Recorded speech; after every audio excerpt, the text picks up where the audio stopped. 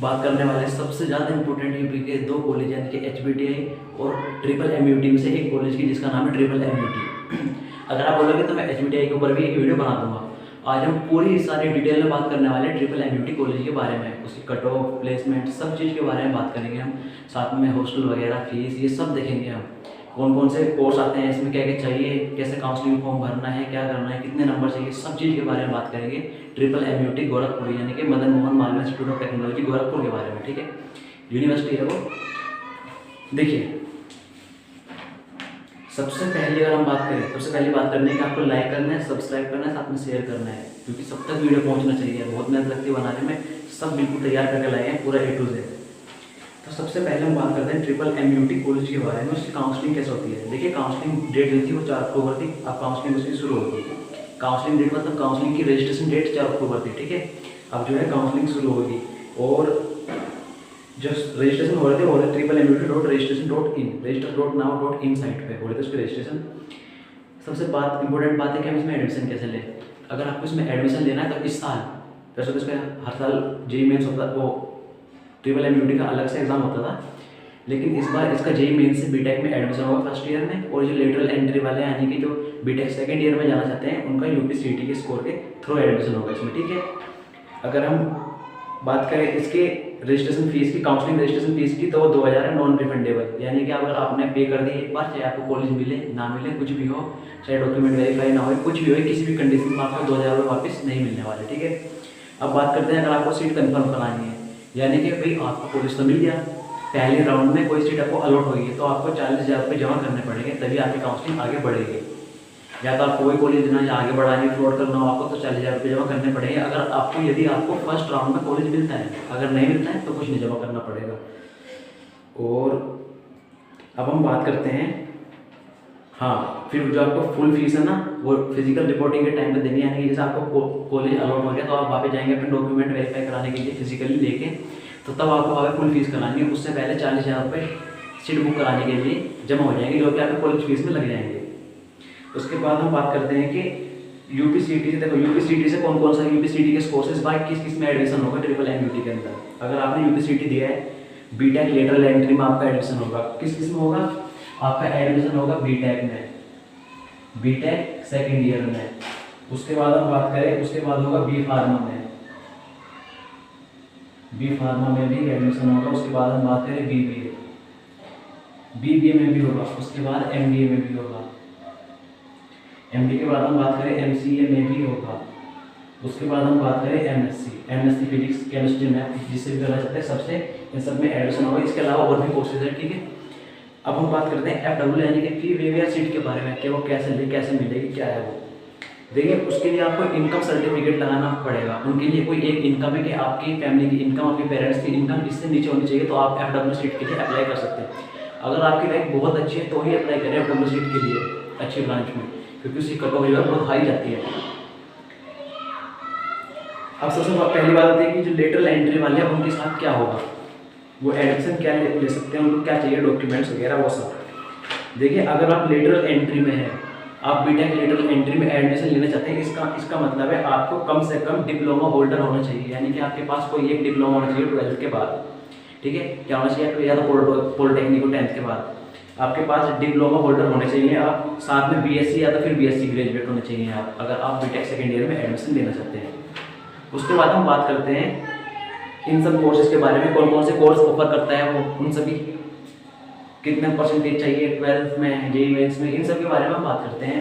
कितनी cut off चाहिए UPCET की, ये सब वो सब बात करते हैं हम। आइए, अगर हम बात करें सबसे पहले बीटेक के बारे में, लेटरल एंट्री के बारे में, अगर हम बात करें बीटेक की लेटरल एंट्री के बारे में,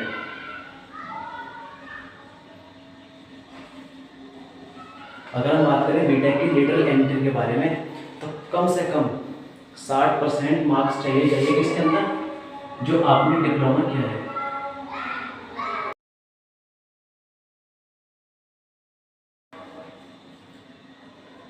बीटेक लेटरल एंट्री में आपका एडमिशन चाहिए तो आपको डिप्लोमा के अंदर एटलीस्ट 60% मार्क्स तो होने ही चाहिए। जो आपने डिप्लोमा किया है जो भी, उसके अंदर एटलीस्ट 60% मार्क्स होने चाहिए, अगर आप OBC या जनरल से हैं।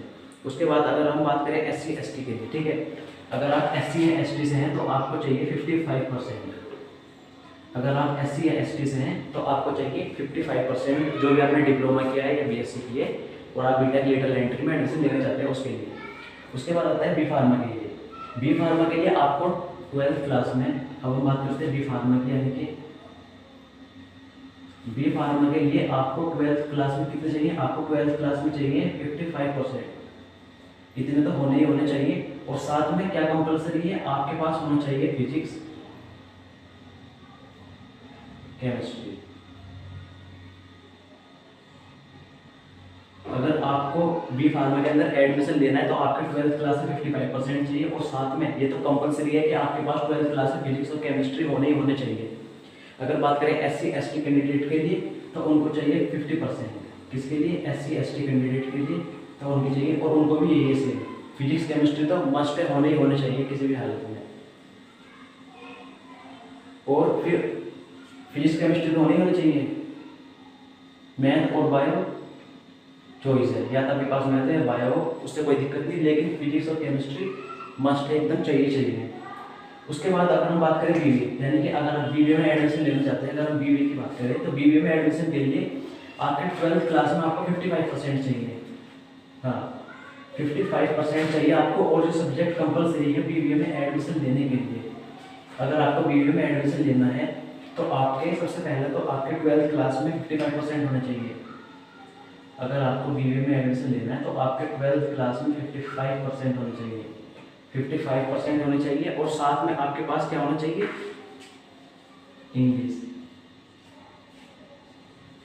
इंग्लिश मस्ट है, यानी ये कंपलसरी बिल्कुल होनी चाहिए। 12th क्लास में आपके पास इंग्लिश सब्जेक्ट होना ही होना चाहिए। अगर आप SC या ST कैंडिडेट हैं तो आपको 5% का थोड़ा ग्रेस मिल जाएगा और आपको 50% ला सकते हैं। अगर आप 12th में आपके 50% और आप SC ST कैंडिडेट है और आपके पास इंग्लिश थी तो आप ले सकते हैं BBA में एडमिशन। उसके बाद हम बात करते हैं MBA कोर्स की, कि भाई अगर MBA में चाहिए, अगर MBA के अंदर आपको एडमिशन चाहिए तो कम से कम कैंडिडेट ने एक डिग्री ली हो, बैचलर डिग्री, जो कम से कम 3 साल की तो हो। क्या होना चाहिए? बैचलर डिग्री होनी चाहिए। बैचलर डिग्री होनी चाहिए, कम से कम 3 साल की तो डिग्री हो। ऐसी डिग्री होनी चाहिए जो कम से कम 3 साल की हो, बैचलर डिग्री। और उसके उस बैचलर डिग्री के अंदर 50% होना चाहिए अगर वो OBC या जनरल से है 50%। और अगर SC ST से है तो 45%। अगर SC या ST से है तो 45% होनी चाहिए, ठीक है। और MBA में एडमिशन लेने के लिए इम्पोर्टेंट यही है, बैचलर डिग्री होनी चाहिए, कम से कम जो 3 साल की पढ़ी हो, उसमें 3 साल की होनी चाहिए, एटलीस्ट 3 साल की तो हो बैचलर डिग्री। उसके बाद अगर हम बात करें MCA में, अगर आपको एडमिशन लेना है, MCA में अगर आपको एडमिशन लेना है तो भी यही है, आपने कोई तो बैचलर डिग्री एक करी हो जो कम से कम 3 साल की होनी चाहिए।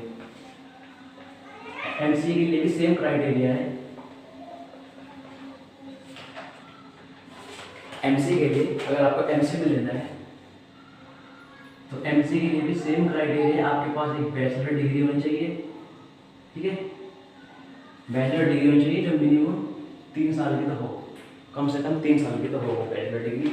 और साथ में फिर से वही है, डिग्री के अंदर 50% होने चाहिए आपके, अगर आप जनरल और OBC से हैं, अगर आप जनरल या OBC से हैं। और 45% होने चाहिए अगर आप SC या ST से हैं, तो आपको MMUT में काउंसलिंग के बाद एडमिशन मिल जाएगा वहाँ से। उसके बाद अगर हम बात करें MSc फिजिक्स में, अगर आपको MSc करनी है फिजिक्स के अंदर, ठीक है, MSc फिजिक्स मैथ केमिस्ट्री ये सब सब्जेक्ट होते हैं, अगर आपको MSc करनी है फिजिक्स सब्जेक्ट से तो आपको क्या चाहिए एडमिशन लेने के लिए? अगर आपको MSc करनी है फिजिक्स से, ठीक है, अगर आपको MSc करनी है फिजिक्स से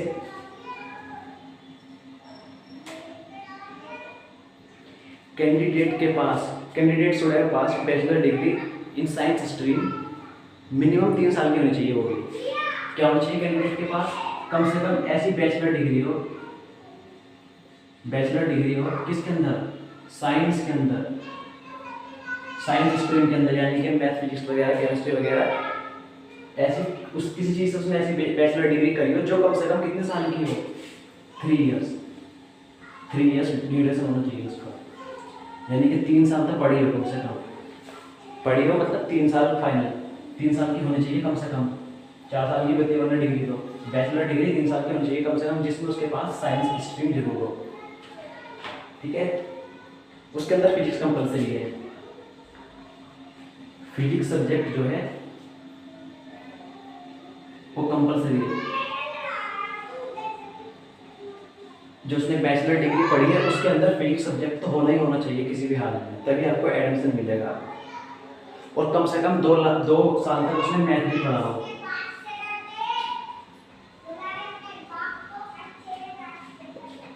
अगर आपको एमएससी फिजिक्स में एडमिशन मिला है तो आपको देखिए ये चीज़ चाहिए, आपके पास बैचलर डिग्री होनी चाहिए साइंस के अंदर, कम से कम 3 साल का उसका ड्यूरेशन हो। साथ में जो फिजिक्स सब्जेक्ट है वो होना चाहिए कंपलसरी डिग्री के अंदर, जो आपने किया 3 साल के अंदर, और कम से कम आपने 2 साल मैथ तो पढ़ा हो। क्योंकि अब देखो, अगर आप एमएससी फिजिक्स में कर रहे हैं तो आपको मैथ की अच्छी खासी नॉलेज होनी चाहिए। ठीक है, अच्छी खासी नॉलेज होनी चाहिए आपको मैथ की। तो 2 साल मैथ पढ़ा होगा आपने, तब आपको एडमिशन मिल सकता है, वरना बाद में एडमिशन में दिक्कत हो जाएगी, आपको फॉर्म ही नहीं भर जाएगा आपको, अगर आपने एक सब नहीं पढ़ा होगा तो। और फिर से आपने जो डिग्री पढ़ी है उसके अंदर 50% होने चाहिए मार्क्स आपके, यानी टोटल परसेंटेज। अगर आप जनरल या ओबीसी से हैं, और आप अगर एससी एसटी से हैं तो 45%, ये मस्ट इतना होना चाहिए। अगर आप एससी एसटी से हैं 45, जनरल से है तो, जनरल या ओबीसी से है तो 50% होना चाहिए। ठीक है, ये सब हमने बात कर ली। उसके बाद हमारी बात आती है सबसे ज़्यादा कि भैया अब तो हम सारी बात छोड़ो, अब तो तुम हमें कॉलेज वगैरह के बारे में बात बताओ कि कॉलेज कैसी है, कैसे एडमिशन लेना है, क्या करना है, उन सब के बारे में बात बताओ। तो आओ चलो शुरू करते हैं। सबसे पहली बात तो ये इसकी फीस कितनी है आप ये बताओ। तो देखिए, जो मैंने मतलब पता निकाला, सारे कॉस्ट बताऊँगा तो बहुत टाइम लग जाएगा, आप उनकी साइट पर जाकर एक बार चेक कर सकते हैं। लेकिन जितना मुझे पता है, जो मैंने बीटेक के लिए निकाली है काफ़ी कम फीस है। प्राइवेट कॉलेज के हिसाब से देखें तो कम से कम 40-50% फीस रह गई है उनके हिसाब से। मैं देखूँगा 1 लाख 1.5 लाख तक चार्ज करते हैं पर ईयर बीटेक के लिए प्राइवेट कॉलेज वाले। लेकिन इसमें ऐसा नहीं है, इसमें फर्स्ट सेमेस्टर की नहीं, बीटेक के लिए फर्स्ट ईयर की फीस इसमें 62,900। टोटल मिला के 4 साल की फीस जो है, 4 साल की फीस टोटल मिला के है 4,56,300। अब ये यहाँ पे 4 साल से मल्टीप्लाई करते हैं, ये प्लस कुछ एग्जामिनेशन फीस वगैरह वो सब जुड़ती है ना, रजिस्ट्रेशन फीस वगैरह वो सब जुड़ के इतना बैठ जाता है 4 साल का। हॉस्टल अलग है। अगर हॉस्टल की बात करें, हॉस्टल की बात करें, अगर आप फर्स्ट ईयर में तो आपको पे करना पड़ेगा 22,400। और टोटल जो बैठती है 4 साल की आपकी फीस हॉस्टल की, वो बैठती है 1,44,200। इसमें मैथ्स इंक्लूड है, आपको मैथ्स मिलेगा, खाना वाना सब वो सब मिलेगा। अब बात करते हैं बीटेक की, बीटेक के अंदर कितनी सीट्स है, क्योंकि मेनली तो ये बीटेक के लिए ये काफ़ी अच्छा कॉलेज है, एकदम बहुत ज़बरदस्त कॉलेज है। एचबीटीआई के बाद इसी का नंबर आता है यूपी के अंदर। अगर गवर्नमेंट कॉलेज में देखें, आईआईटी लखनऊ वगैरह इन सब के, देखिए मैं आईआईटी लखनऊ से बेस्ट मानता हूँ अभी के टाइम में से, क्योंकि पिछले कुछ 2-3 साल में मेरे उधर थोड़े रिलेटिव और फ्रेंड्स वगैरह हैं पढ़े हुए, वो अभी भी उधर ही है, वो बोल रहे हैं कि काफ़ी हाई प्लेसमेंट जा रहे हैं इलेक्ट्रॉनिक ब्रांच के अंदर से भी, 20-22 तक भी जा रहे हैं कॉलेज के अंदर से। अब हम बात करते हैं ब्रांच के, कितनी ब्रांच सीट है। तो सिविल इंजीनियरिंग जो है, सिविल इंजीनियरिंग की सीट है 150, इलेक्ट्रिकल इंजीनियरिंग की 150, मैकेनिकल इंजीनियरिंग की 150, इलेक्ट्रॉनिक एंड कम्युनिकेशन इंजीनियरिंग की 150, कंप्यूटर साइंस एंड इंजीनियरिंग की 150, केमिकल इंजीनियरिंग की थोड़ी कम है 75 हाफ है, इंफॉर्मेशन एंड टेक्नोलॉजी यानी कि आईटी ब्रांच की 75 सीट है इसके अंदर। ठीक है, उसके बारे में अब हम बात करते हैं हॉस्टल कैसा भी है। अब आप हमें थोड़ा सा हॉस्टल के बारे में बताओ। देखिए, अगर आप बात करें हॉस्टल के बारे में तो इसमें टोटल 7 बॉयज़ हॉस्टल है। अगर हम ट्रिपल एमयूटी के हॉस्टल के बारे में बात करें तो इसमें बॉयज़ हॉस्टल कितने हैं, बॉयज़ हॉस्टल है टोटल 7, गर्ल्स हॉस्टल है इसमें टोटल, गर्ल्स हॉस्टल है टोटल 4। इन 7 हॉस्टल के अंदर अगर हम कैपेसिटी की बात करें कि कितनी कैपेसिटी आ सकती है, यानी कितने बच्चे आ सकते हैं, उस बारे में बात करें हम तो 2221 कैपेसिटी है इनके पास कितने बच्चों को रखने की, 2221।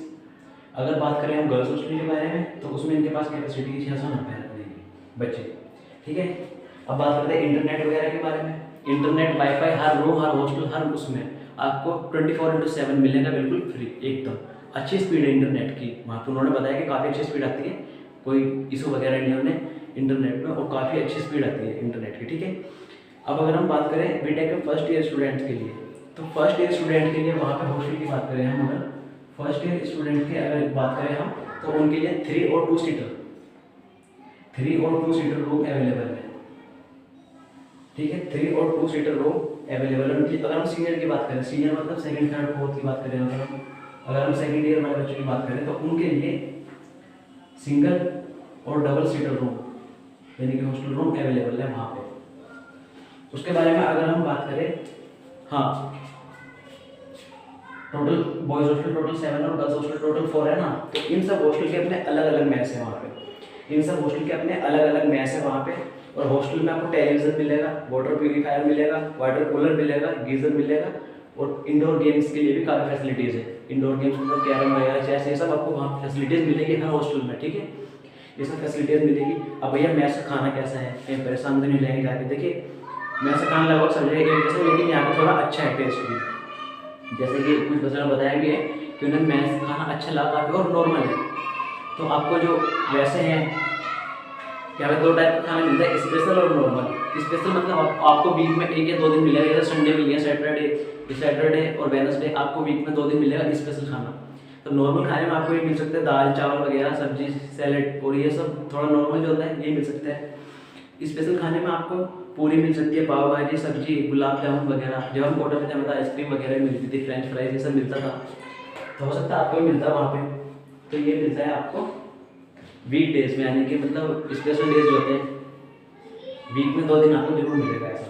उसके बाद अगर हम बात करें अब थोड़े कॉलेज के बारे में, इंफ्रास्ट्रक्चर के बारे में कि भैया कॉलेज कैसा है, लाइब्रेरी वगैरह है कि नहीं है, फैसिलिटीज़ कैसी है कॉलेज के अंदर, कहीं परेशान तो नहीं जाएगी जाने के बाद। तो अब उस बारे में अगर हम बात करें, सबसे पहले अगर बात करें कि स्पोर्ट फैसिलिटीज़ कैसी है। अगर हम स्पोर्ट फैसिलिटीज़ की बारे में बात करें तो उसके अंदर एक स्टेडियम है जिसका नाम है अमर शहीद बंधु सिंह स्टेडियम। ये एक स्टेडियम है, इसके अंदर 2 ग्रासी ग्राउंड है, यानी कि 2 घास वाले मैदान है, ठीक है। जो एक है फुटबॉल के लिए और दूसरा है हॉकी के लिए। तो ये बहुत अच्छी बात है कि आपको वहाँ पे गेम्स वगैरह में भी पार्टिसिपेट करने का मौका मिलेगा बिल्कुल, अगर आपको क्रिकेट वगैरह, फुटबॉल वगैरह पसंद है। साथ में वहाँ पे 2 कंक्रीट की कोर्ट्स बने हुए हैं, यानी कि वो जो पत्थर वाले वो हैं जो रहते हैं कंक्रीट कोर्ट्स जो रहते हैं खेलने के लिए बास्केटबॉल वगैरह। एक तो बास्केटबॉल के लिए है, बैडमिंटन के लिए है, टेनिस के लिए भी है। वहाँ पे लोन जो है वो टेनिस के लिए भी है और स्केटिंग के लिए भी है, ठीक है। जिम भी है, हॉस्टल के अंदर आपको जिम भी मिलेगा, जिम फैसिलिटीज़ भी है वहाँ पे। साथ में एक वहाँ पे फेस्ट होता है, एनुअल स्पोर्ट फेस्ट भी होता है वहाँ पे हर साल। तो ये सबसे अच्छी बात है, आपको वहाँ पे स्पोर्ट फैसिलिटीज़ भी मिल जाएंगी। अब बात करें लाइब्रेरी की अगर हम, तो लाइब्रेरी के अंदर 1,16,516 बुक हैं। आप देख लीजिए काफ़ी अच्छी बुक है, बहुत लगभग सभी बुक हैं आपको जो एकदम चाहिए पढ़ने के लिए, आपको कोई दिक्कत नहीं आएगी लगभग। और आपको आपके जितनी आपको ज़रूरत होगी आपके नीड के हिसाब से लगभग हर बुक वहाँ पर मिल जाएगी आपके हिसाब से, आपके कोर्स के लिए। और जो हॉस्टल रूम्स है वाईफाई आपको 24/7 मिलेगा बिल्कुल। और सबसे बड़ी बात है लाइब्रेरी के अंदर भी वाईफाई मिलेगा आपको, एसी रीडिंग रूम्स बने हुए हैं जहाँ पे आप आराम से पढ़ सकते हैं लाइब्रेरी के अंदर। और अभी देखिए उस कॉलेज की अभी टेम्परेरी कैंटीन है वहाँ पे, ट्रिपल एमयूटी के अंदर टेम्परेरी कैंटीन है, क्योंकि नया वाला एक बहुत अच्छा कैंटीन बन रहा है। वो लगभग क्या पता है बन के तैयार हो गया हो अभी तक, बहुत टाइम पहले की बात है जब बनना शुरू हुआ था। काफ़ी अच्छा बनेगा वो कैंटीन, वो जैसे कि अभी भी बोल रहे थे कि बहुत अच्छे तरीके से बनाया जा रहा है, इसलिए टेम्परेरी कैंटीन है अभी भी वहाँ पे। लेकिन जो बन रहा है न्यू वाला उसके बनते ही टेम्परेरी हट जाएगा, तब वो चालू हो जाएगा। काफ़ी अच्छा कैंटीन बन रहा है जो बन रहा है अभी नए वाला। और साथ में आपको बात करें बैंक वगैरह के बारे में, तो SBI की एक ब्रांच ट्रिपल एमयूटी के अंदर है, ताकि आपको कोई दिक्कत ना हो। साथ में एक पोस्ट ऑफिस भी है, कुछ चीज़ रिसीव करनी है आपको या फिर मनी ऑर्डर भेजना है, ठीक है, आपको रिसीव करना है या फिर स्पीड पोस्ट भेजना है, तो सब फैसिलिटीज़ है पोस्ट ऑफिस के अंदर। पोस्ट ऑफिस भी है एक।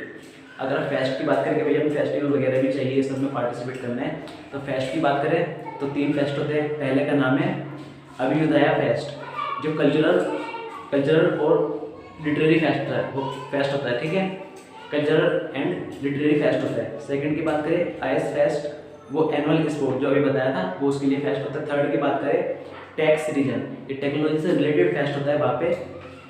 टेक्निकल फेस्ट बोलते हैं इसको, जो हर साल होता है। अब देखो हॉस्टल के बारे में थोड़ा सा बात करें। जो बहुत पुराने हॉस्टल बने हुए हैं उनकी कंडीशन थोड़ी अच्छी नहीं है, हाइजीन भी इतना अच्छा नहीं मेंटेन हुआ है वहाँ पे। लेकिन जो नए वाले हैं वो काफ़ी अच्छे हॉस्टल है, पुराने वाले थोड़े से डल हैं, नए वाले जो है काफ़ी अच्छे हॉस्टल है।